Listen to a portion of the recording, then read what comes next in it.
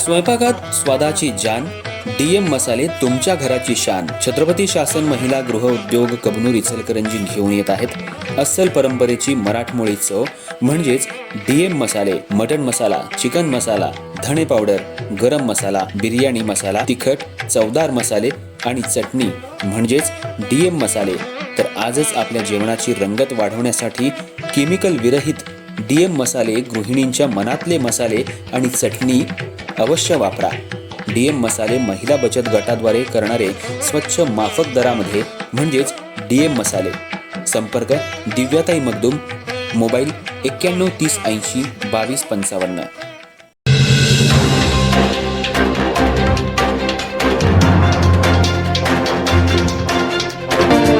इचलकरंजी शहरातील महानगरपालिकेच्या प्रशासकीय अधिकाऱ्यांसह महापौर आणि उपमहापौर यांना शासकीय वाहनं उपलब्ध करून देण्यात आली आहेत. मात्र शहराचं परिवहन खातं सक्षम करण्यासाठी प्रयत्नशील असलेल्या परिवहन समिती सभापती अरुणा बचाटे यांनाच वाहनाविना काम करावं लागतंय. त्यामुळं परिवहन खात्याच्या सभापतींनाच मूलभूत सुविधांपासून वंचित राहावं लागत असल्यानं नागरिकांमधून नाराजीचा सूर उमटत आहे. शहरातील सार्वजनिक वाहतूक व्यवस्था सुधारण्यासाठी सातत्यानं प्रयत्न करणाऱ्या सभापतींना अशा प्रकारे मूलभूत सुविधा मिळत नसल्यानं नागरिकांमध्ये चर्चेचा विषय ठरत आहे.